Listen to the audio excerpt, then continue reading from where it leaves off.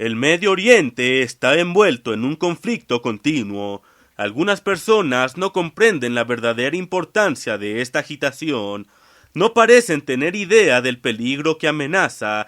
¡Peligro para el mundo entero!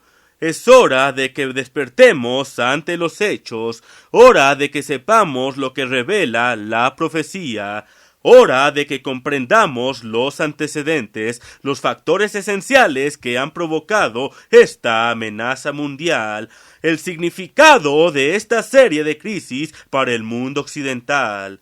Solo hay una manera de conocer la respuesta. El Dios que hace y deshace naciones nos revela el futuro antes de que llegue, como una advertencia para que nos preparemos. Ha llegado el momento de revelar una asombrosa profecía. ¿Cuál es el verdadero significado de esta encendida conmoción? Para comprenderlo, es preciso que analicemos una maravillosa profecía nunca antes comprendida. Una profecía que ha estado cerrada y sellada hasta ahora, la cual predijo hace 2500 años esta misma crisis y la guerra a la cual se verán arrastradas todas las naciones del mundo. Se trata de una de las profecías más pasmosas de toda la Biblia. Es sumamente específica en su descripción de los acontecimientos históricos hasta el presente y más detallada que cualquier otra. La encontramos en el capítulo 11 del libro de Daniel. Es la profecía más larga de la Biblia y describe la guerra que es inminente. El preludio aparece en el capítulo 10 del mismo libro. La profecía le fue revelada a Daniel en el 3er año del reinado de Ciro, rey del imperio persa. Un varón, probablemente el arcángel Gabriel, se aparece ante Daniel para darle a conocer lo que sucederá al pueblo de Dios en estos postreros días. El primer versículo del capítulo 11 es una continuación del último versículo del capítulo 10. El ángel le dice a Daniel: He aquí que aún habrá 3 reyes en Persia, y el cuarto se hará de grandes riquezas más que todos ellos, y al hacerse fuerte con sus riquezas, levantará a todos contra el reino de Grecia. Se levantará luego un rey valiente, el cual dominará con gran poder y hará su voluntad. En realidad, el imperio persa tuvo 12 reyes más, pero solo los 4 que sucedieron a Ciro fueron importantes desde el punto de vista de la profecía. Ellos fueron Cambises, Pseudo-Esmerdis, Gaumata, Darío y Jerjes. El último Jerjes fue el más rico y el que inició la guerra contra Grecia. Entonces el rey Filipo II de Macedonia planeó una gran guerra para conquistar el imperio persa con un ejército formado principalmente por griegos. Murió antes de haber realizado sus planes, mas su hijo, Alejandro Magno, siguió adelante e invadió a Persia. Hizo frente al ejército persa en la batalla de Isos en el año 333 a.C. De allí pasó a Egipto y por último derrotó en forma aplastante al imperio persa en la batalla de Arbelas, año 331 a.C. De allí, la marcha conquistadora de Alejandro lo llevó hasta la India, arrasando todo lo que había en su camino. Leamos ahora el versículo 4. Pero cuando se haya levantado, su reino será quebrantado y repartido hacia los 4 vientos del cielo, no a sus descendientes, ni según el dominio con el que él dominó, porque su reino será arrancado y será para otros fuera de ellos. Cuán maravillosamente y con cuánta precisión se hizo realidad esta profecía. Citemos de la autorizada obra Un manual de historia antigua, edición para estudiantes, de Rawlinson. Muerto inesperadamente en el vigor de su juventud, en junio del año 323 a.C., a los 33 años de edad, él, Alejandro, no dejó ningún heredero, ni de su poderío, ni de sus empresas. Esto de la página 237.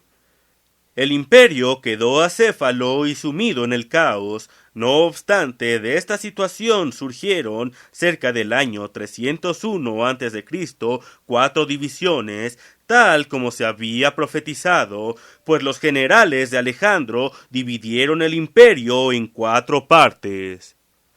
Los generales fueron Ptolomeo I, o Sórter, quien reinó sobre Egipto, parte de Siria y Judea. Seleuco I, o Nicator, quien gobernó Siria, Babilonia y el territorio hacia el oriente hasta la India. Lisímaco, quien reinó sobre Asia Menor, y Casandro, gobernante de Grecia y Macedonia.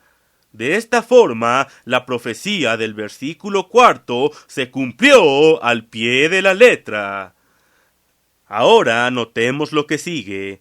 De aquí en adelante, la profecía se refiere únicamente a las actuaciones de 2 de estas 4 divisiones.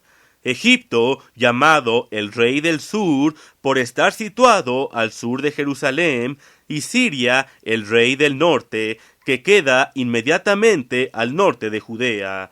La profecía se refiere a ellos porque la Tierra Santa pasó de uno a otro repetidas veces y porque las guerras entre estas 2 divisiones se libran ante todo por la posesión de Judea.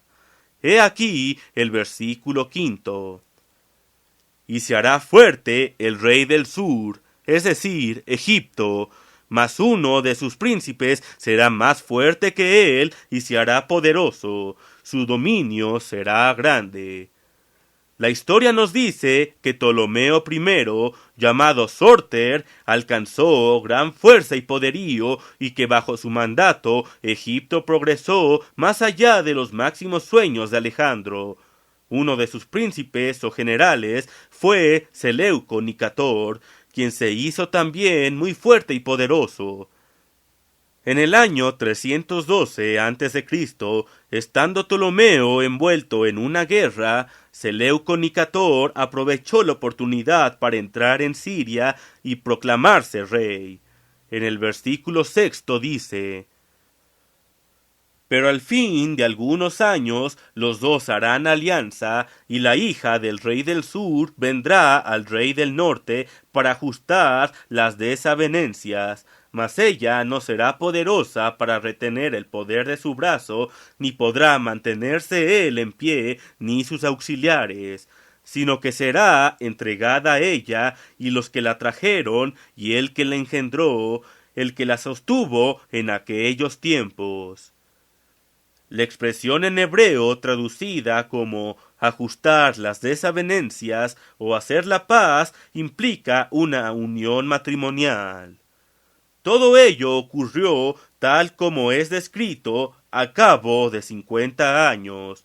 El gobernante sirio, rey del norte, era en ese entonces Antíoco II, llamado Teos el Divino, y su esposa se llamaba Laodicea. Según el historiador Rawlinson, por influencia de ella, se vio envuelto en una guerra contra Ptolomeo Filadelfo, rey del sur, en el año 260 a.C., la cual terminó en 252 a.C. al celebrarse el matrimonio entre Antíoco y Berenice, hija de Ptolomeo. La profecía dice que serían entregados los que la habían traído y el que la engendró, y que ella no podría retener la fuerza de su brazo, y que tampoco permanecería el rey del norte con quien ella se casó. Los 3 habrían de ver su fin.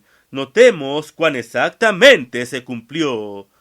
Rawlinson continúa en las páginas 251 y 252 de su libro.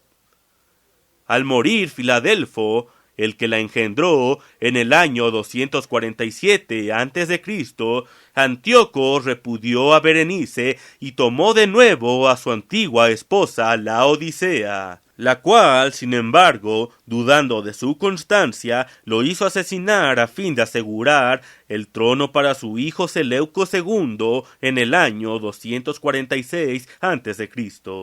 Laodicea había hecho asesinar a Berenice.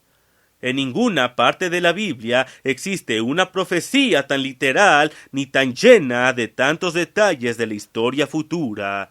Leer una historia antigua de estos reinos es ver desarrollarse delante de nuestros ojos, paso a paso, versículo por versículo, esta maravillosa profecía. No puede haber dudas respecto a su correcta aplicación. Leamos ahora en el versículo 7. Pero un renuevo de sus raíces se levantará sobre su trono, y vendrá con ejército contra el rey del norte, y entrará en la fortaleza, y hará en ellos a su arbitrio, y predominará. Un renuevo o rama de sus raíces. Las raíces de Berenice fueron sus padres, por tanto, el renuevo tendría que ser su hermano, quien ocuparía enseguida el trono del rey del sur en cumplimiento de esta profecía. Ahora citemos palabra por palabra de la misma historia de Rawlinson, página 252, y veremos cómo se hizo realidad. Ptolomeo Evergates III, el primogénito de Filadelfo y por consiguiente hermano de Berenice, rama de sus raíces, invadió Siria en el año 245 a.C. con el propósito de vengar el asesinato de su hermana Berenice. En la guerra que se desató, se llevó todo lo que encontró.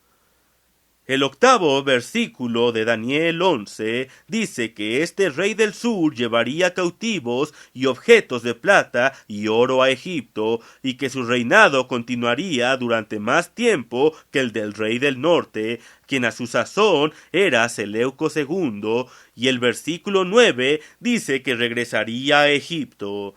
Ptolomeo III cumplió las palabras del versículo 7. Vendrá contra el rey del norte y entrará en la fortaleza.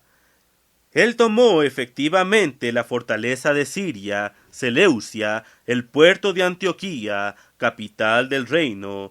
Llevó consigo a Egipto un botín inmenso y 2500 imágenes fundidas y objetos de idolatría, los cuales Cambises había sacado de Egipto en el año 526 a.C. Su reinado se prolongó hasta el año 222 a.C., mientras que el rey del norte, Seleuco II, murió en el año 226 a.C. Muerto Seleuco II, sus dos hijos gobernaron el reino del norte. Primero, Seleuco III reinó 3 años, del 226 al 223 a.C., y luego le sucedió su hermano Antíoco III, llamado el Grande, de 223 a 187 a.C. Ambos reunieron ejércitos inmensos para librar guerra contra Egipto a fin de vengar a su padre y recuperar el puerto y la fortaleza de Seleucia. Todo esto fue profetizado con exactitud en el versículo 10. Mas los hijos de aquel se airarán y reunirán multitud de grandes ejércitos, y vendrá apresuradamente e inundará y pasará adelante, luego volverá y llevará la guerra hasta su fortaleza. El versículo 11 prosigue: por lo cual se enfurecerá el rey del sur, y saldrá y peleará contra el rey del norte, y pondrá en campaña multitud grande, y toda aquella multitud será entregada en su mano. En cumplimiento de la última parte del versículo 10, Antíoco el Grande recuperó la fortaleza de Seleucia después de 27 años y también conquistó el territorio de Siria hasta Gaza, incluyendo Judea. Por otro lado, el joven rey egipcio, a la sazón Ptolomeo IV, Filopator, se levantó y con un ejército de 20.000 hombres asestó un duro golpe a Antíoco el Grande. En cumplimiento de la profecía del versículo 12, mató a decenas de miles y nuevamente anexó Judea a Egipto.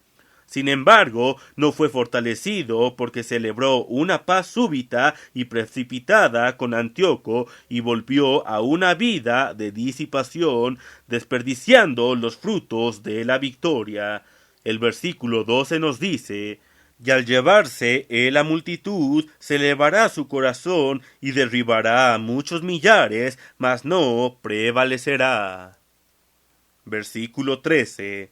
Y el rey del norte volverá a poner en campaña una multitud mayor que la primera, y al cabo de algunos años vendrá apresuradamente con gran ejército y con muchas riquezas.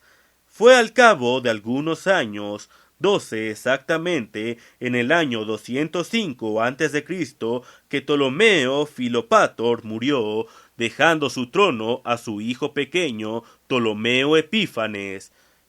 Entonces Antíoco reunió un ejército mayor y logró grandes victorias. Celebró luego un tratado mediante el cual Filipo V de Macedonia y otros se convirtieron en sus aliados contra Egipto, y juntos arrebataron Fenicia y el sur de Siria de manos del rey del sur. En esta empresa contaron con la ayuda de algunos judíos. El historiador judío Flavio Josefo relata que muchos judíos apoyaron a Antíoco. Veamos ahora cuán certeramente advirtió Dios Todopoderoso que ello ocurriría. Versículo 14. En aquellos tiempos se levantarán muchos contra el rey del sur, y hombres turbulentos de tu pueblo se levantarán para cumplir la visión, pero ellos caerán. Leamos ahora los versículos 15 y 16 de Daniel 11, directo de nuestras Biblias.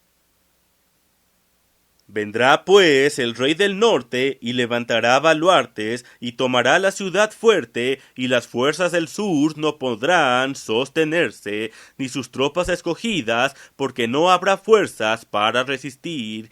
Y el que vendrá contra él hará su voluntad, y no habrá quien se le pueda enfrentar, y estará en la tierra gloriosa, la cual será consumida en su poder. La tierra gloriosa se refiere desde luego a Judea, la tierra santa. Antíoco el Grande sitió y tomó Sidón de Egipto, destruyó los intereses egipcios en Judea en la batalla de Paneas en el año 198 a.C. y luego tomó posesión de Judea. Versículo 17. Afirmará luego su rostro para venir con el poder de todo su reino, y hará con aquel convenios, y le dará una hija de mujeres para destruirle, pero no permanecerá ni tendrá éxito. Hacer convenios en hebreo significa condiciones iguales o matrimonio, pero la mujer que dio en matrimonio no iba a permanecer de su parte. En el año 198 a.C., Antíoco dispuso el matrimonio de su hija Cleopatra, no la Cleopatra egipcia del año 31 a.C., con el joven Ptolomeo Epífanes, rey del sur, buscando así sutilmente la posesión total de Egipto, mas el plan fracasó. Rawlinson dice en la página 254: Seleucia y Palestina, prometidas como dote, no fueron entregadas. En verdad, Cleopatra no permaneció de parte de Antíoco, pues se trataba de una treta para tomar a Egipto, pero el plan fracasó. Versículo 18. Volverá después su rostro a las costas y tomará muchas, mas un príncipe hará cesar su afrenta y aún hará volver sobre él su oprobio. Antíoco pasó a ocuparse de otro proyecto: conquistar las islas y las costas de Asia Menor entre los años 197 y 196 a.C. Sin embargo, el general romano Lucio Cornelio Escipión, el asiático, lo derrotó en forma aplastante en la batalla de Magnesia en el año 190 a.C. Versículo 19. Luego volverá su rostro a las fortalezas de su tierra, mas tropezará y caerá, y no será hallado. Enseguida, Antíoco dirigió su atención hacia las fortalezas de su propia tierra en el oriente y el occidente, pero mientras buscaba reponer las riquezas malgastadas, saqueando el templo oriental de Belo en Elimais, fue muerto en el año 187 a.C. Versículo 20. Y se levantará en su lugar uno que hará pasar un cobrador de tributos por la gloria del reino, pero en pocos días será quebrantado, aunque no en ira ni en batalla. Seleuco IV, Filopator, año 187 al 176 a.C., su hijo, envió un recaudador de impuestos, Heliodoro, por toda Judea para recoger dinero. Mas Seleuco Filopator gobernó apenas 11 años, pues fue envenenado por Heliodoro. Versículo 21. Y le sucederá en su lugar un hombre despreciable, al cual no darán la honra del reino, pero vendrá sin aviso y tomará el reino con halagos. No dejó herederos, sin embargo, su hermano, un hijo menor de Antíoco el Grande, llamado Epífanes o Antíoco IV, y que era un réprobo despreciable, llegó súbitamente y tomó el reino por medio de adulaciones. Fue asistido por Eumenes. En la historia de Rawlinson, página 255, leemos lo siguiente. Antíoco Epífanes, con ayuda de Eumenes, derrocó a Heliodoro y le arrebató el trono en el año 176 a.C. Asombró a sus súbditos por la afectación de sus maneras, estilo romano, y la apariencia sincera de su adulación. Versículo 22. Las fuerzas enemigas serán barridas delante de él como con inundación de aguas, serán del todo destruidos junto con el príncipe del pacto. El príncipe del pacto no se refiere a Cristo, se trata de un intento de Antíoco por reemplazar al sumo sacerdote judío por otro que lo sirviese a él. Versículos 23 al 24. Y después del pacto con él, engañará y subirá, y saldrá vencedor con poca gente. Estando la provincia en paz y en abundancia, entrará y hará lo que no hicieron sus padres, ni los padres de sus padres, botín, despojos y riquezas repartirá a sus soldados, y contra las fortalezas formará sus designios, y esto por un tiempo. Si bien contaba con pocos adeptos en un principio, sus engaños y halagos le permitieron alcanzar gran poder y prosperidad. Invadió también Galilea y el Bajo Egipto.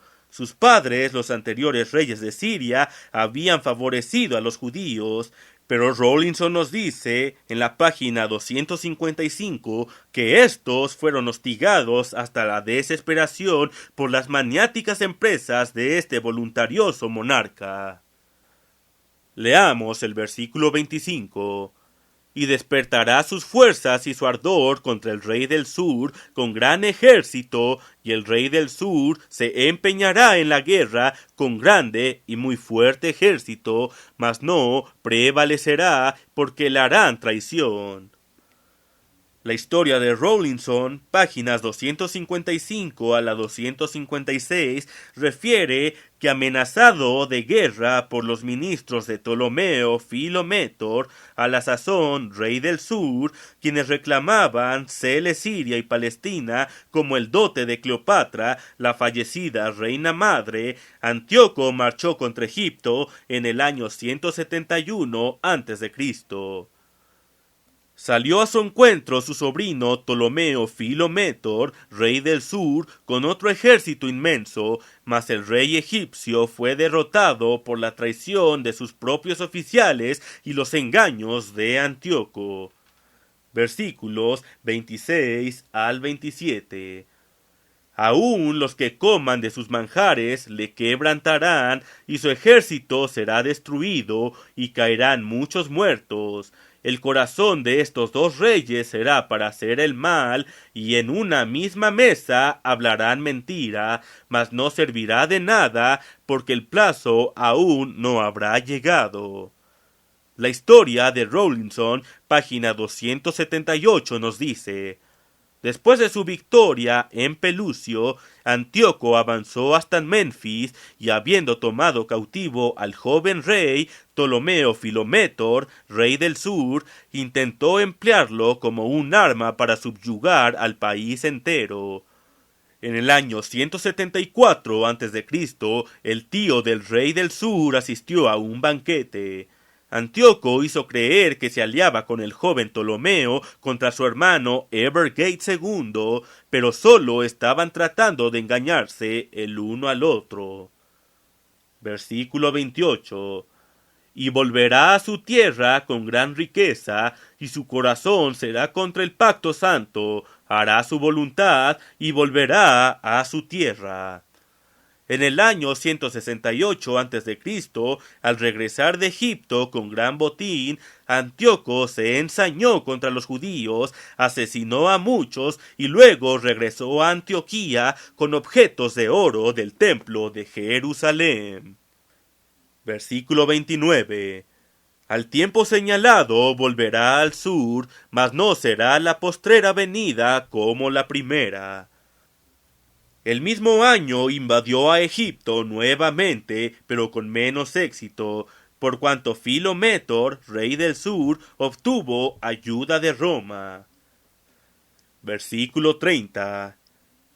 Porque vendrán contra él naves de Quitim, y él se contristará, y volverá, y se enojará contra el pacto santo, y hará según su voluntad. Volverá pues, y se entenderá con los que abandonen el santo pacto.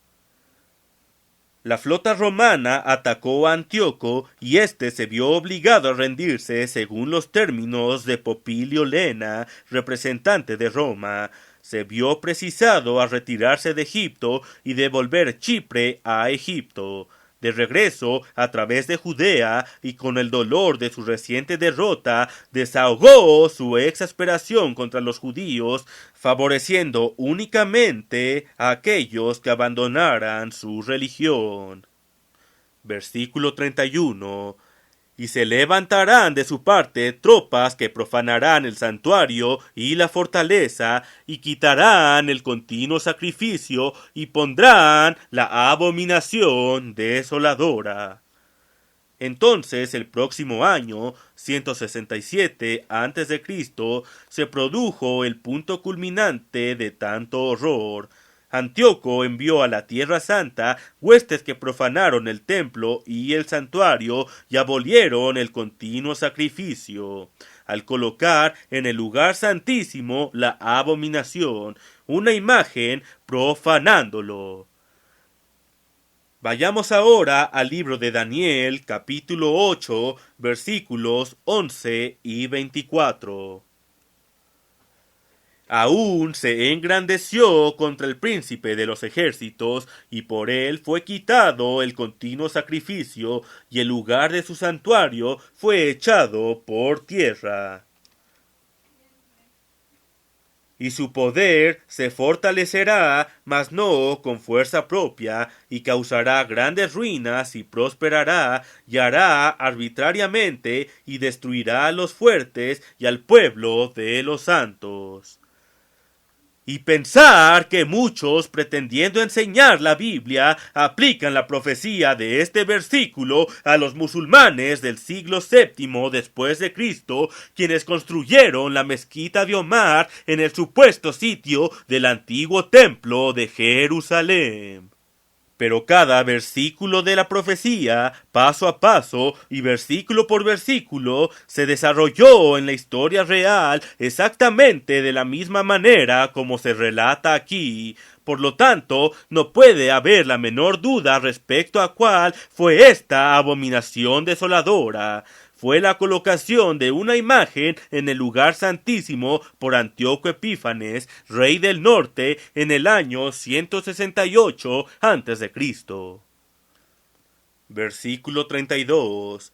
Con lisonja seducirá a los violadores del pacto, mas el pueblo que conoce a su Dios se esforzará y actuará.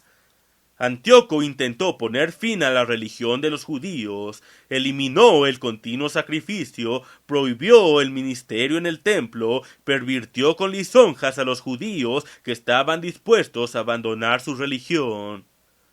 Precisamente en este punto la profecía interrumpe el relato de acontecimientos cronológicos en la historia de aquellos reinos del norte y del sur. Hasta aquí la profecía se desarrolló paso a paso, indicando la historia real del reino norteño de los Seleucidas, o sea, Siria, y el reino sureño de Egipto, según lo expresa la obra Exposición de la Biblia. Todos los detalles precisos parecen detenerse súbitamente con este versículo. Ahora analicemos el versículo 32, especialmente la última parte. Con lisonjas seducirá a los violadores del pacto. Esto lo hizo efectivamente Antíoco Epífanes. Pero veamos la última parte del versículo. Mas el pueblo que conoce a su Dios se esforzará y actuará. Preguntamos pues, ¿cuándo, a partir del año 167 a.C., comenzó el pueblo a conocer a Dios, a ser espiritualmente esforzado o fuerte y a actuar en el servicio del Señor? La respuesta es, en tiempos de los Macabeos y 2 siglos más tarde, a la primera venida de Jesucristo y en la época de los apóstoles. Versículo 33.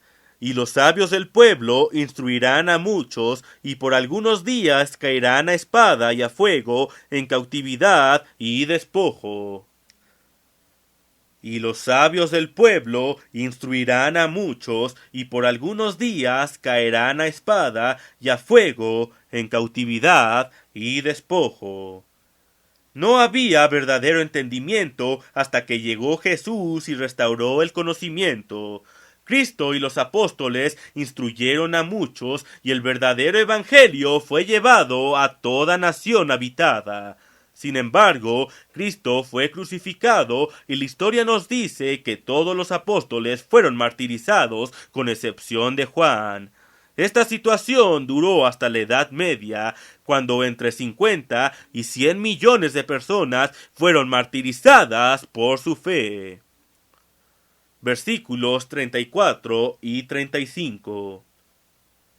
Y en su caída serán ayudados de pequeño socorro, y muchos se juntarán a ellos con lisonjas. También algunos de los sabios caerán para ser depurados y limpiados y emblanquecidos hasta el tiempo determinado, porque aún para esto hay plazo. Y en su caída serán ayudados de pequeño socorro, y muchos se juntarán a ellos con lisonjas.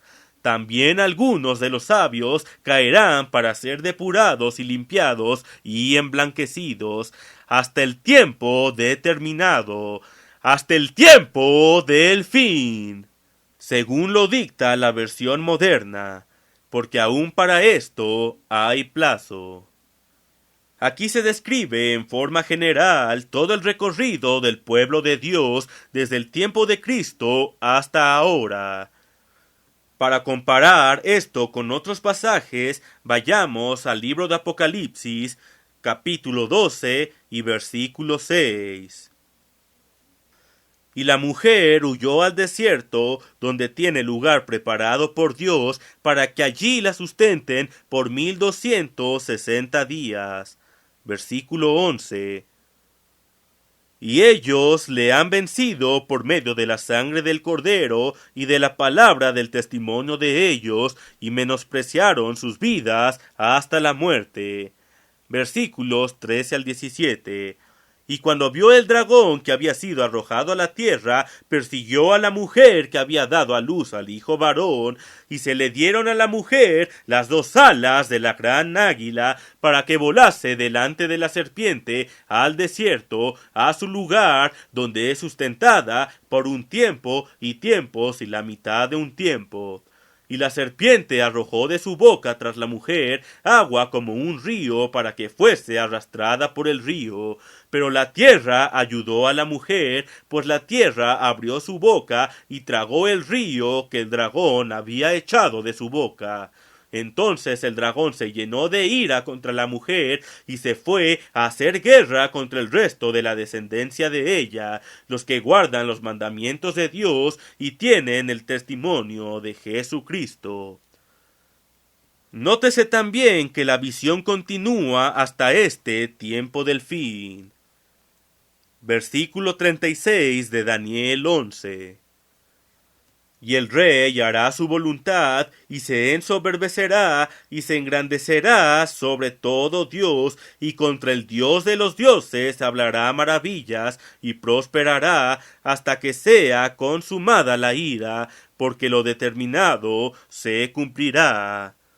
¿Quién fue el rey del norte en la época inicial y media del Nuevo Testamento, hasta donde nos ha llevado la profecía? En el año 65 a.C., Siria fue absorbida por el Imperio Romano y se convirtió en provincia de Roma. Ahora el emperador romano controlaba a Judea y por lo tanto el rey del norte aquí mencionado es el emperador romano. Este versículo dice que haría su voluntad, y así fue, que se ensoberbecería y se engrandecería sobre todo Dios, y así fue. Los emperadores romanos exigían de sus súbditos que los adoraran como a dioses. El emperador era un dios. La profecía dice que hablaría contra el Dios verdadero, y esto lo hizo y persiguió a todos los cristianos. Versículo 37.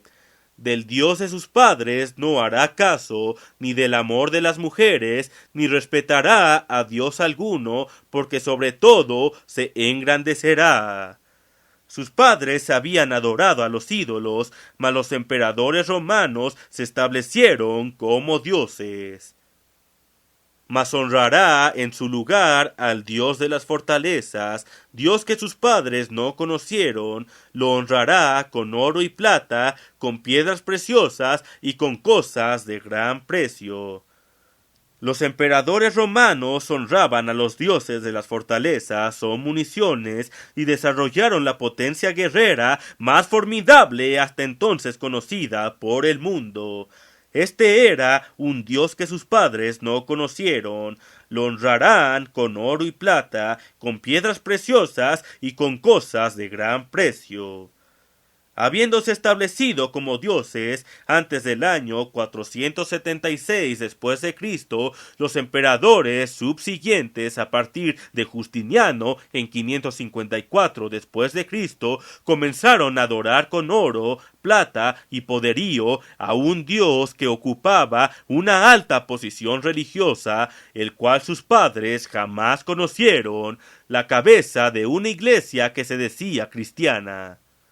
Compare esta profecía de Daniel con Apocalipsis capítulo 17 versículos 4 al 5.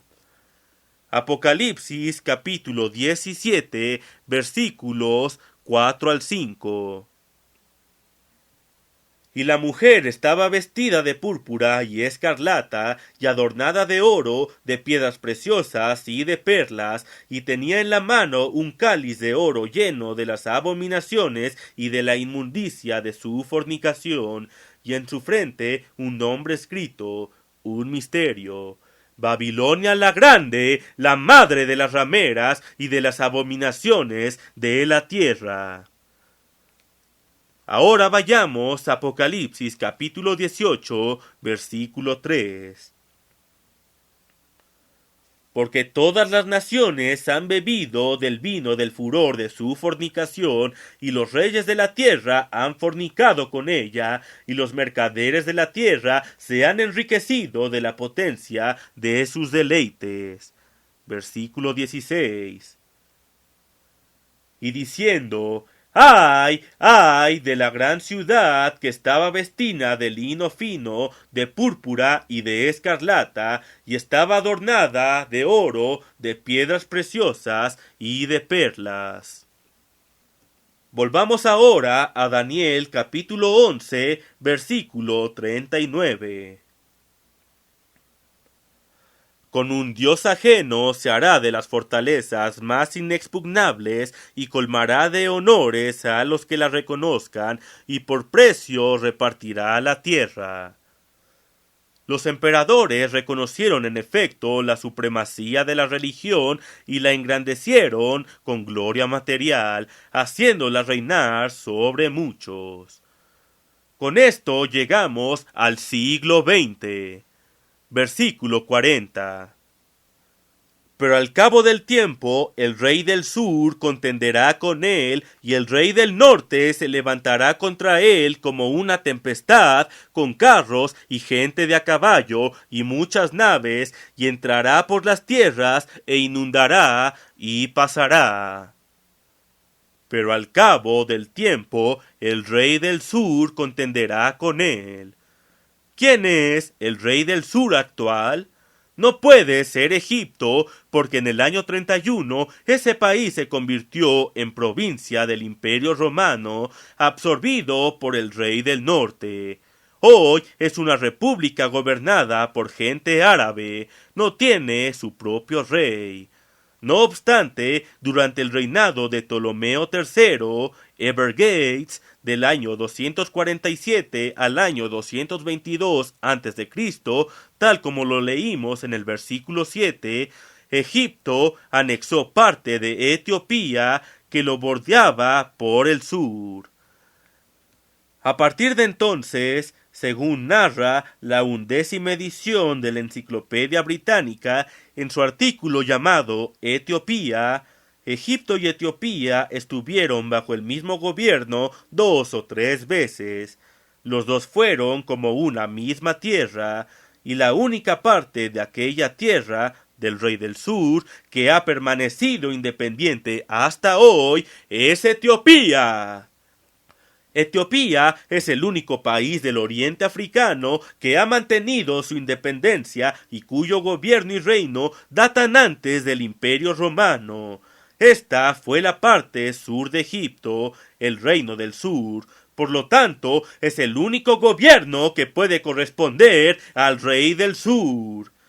En el tiempo del fin, nuestros tiempos, este rey del sur habría de contender con el rey del norte, ahora en Roma.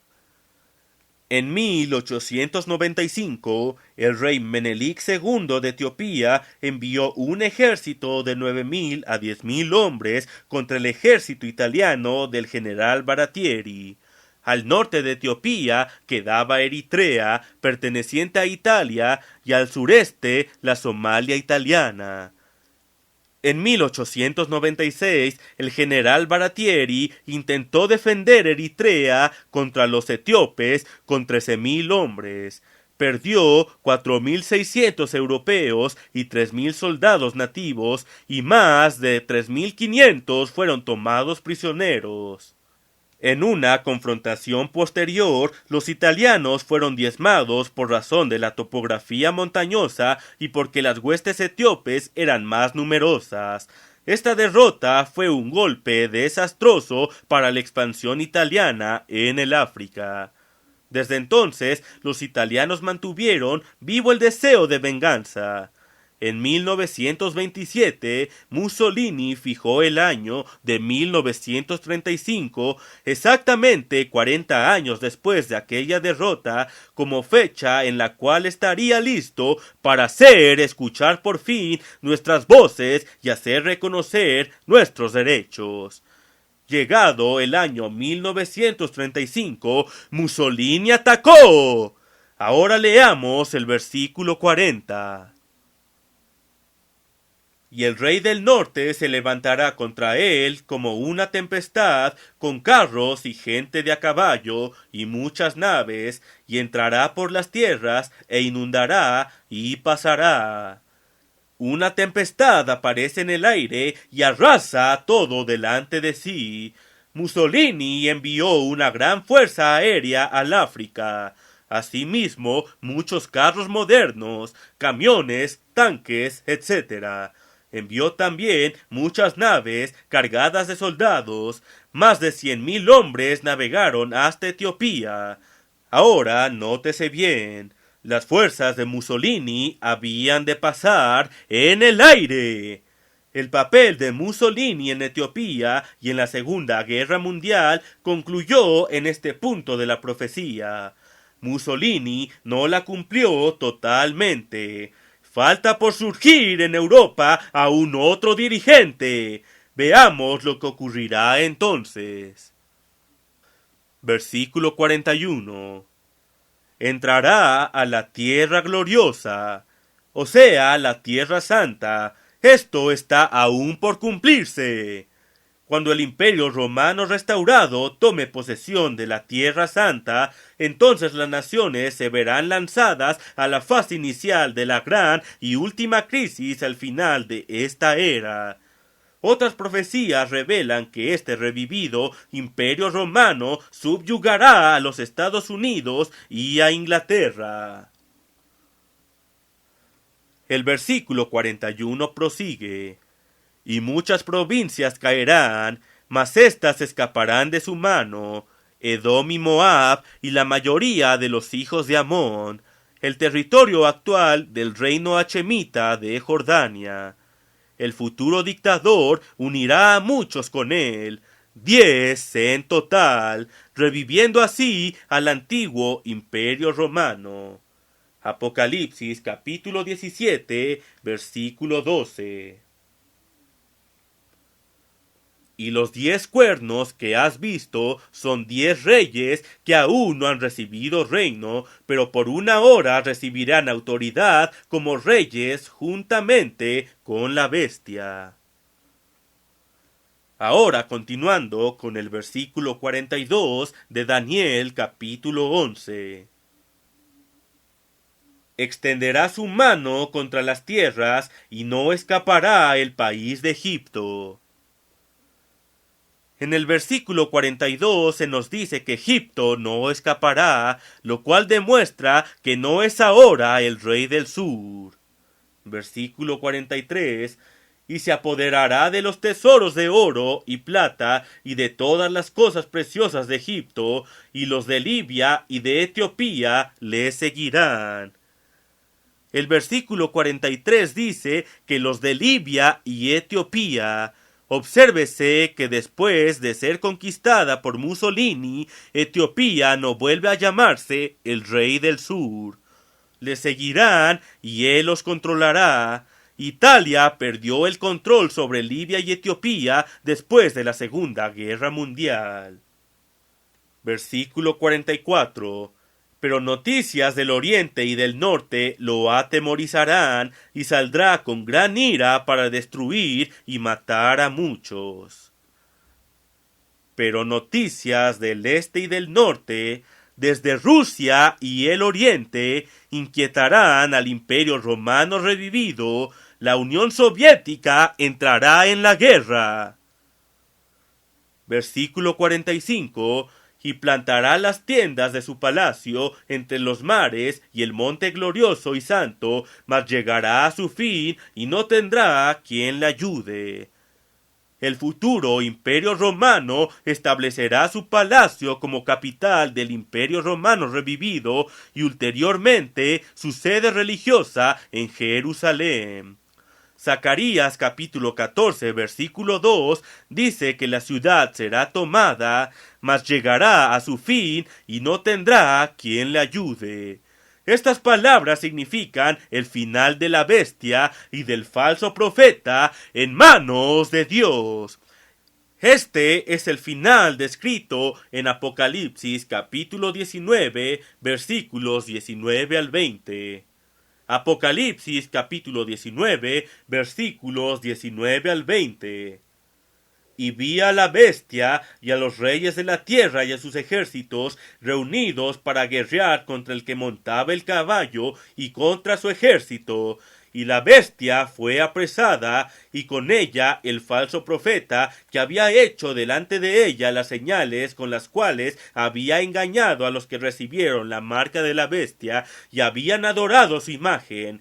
Estos dos fueron lanzados vivos dentro de un lago de fuego que arde con azufre. Ahora, Zacarías capítulo 14, versículo 12. Y esta será la plaga con que herirá el Eterno a todos los pueblos que pelearon contra Jerusalén. La carne de ellos se corromperá estando ellos sobre sus pies, y se consumirán en las cuencas sus ojos, y la lengua se les deshará en su boca.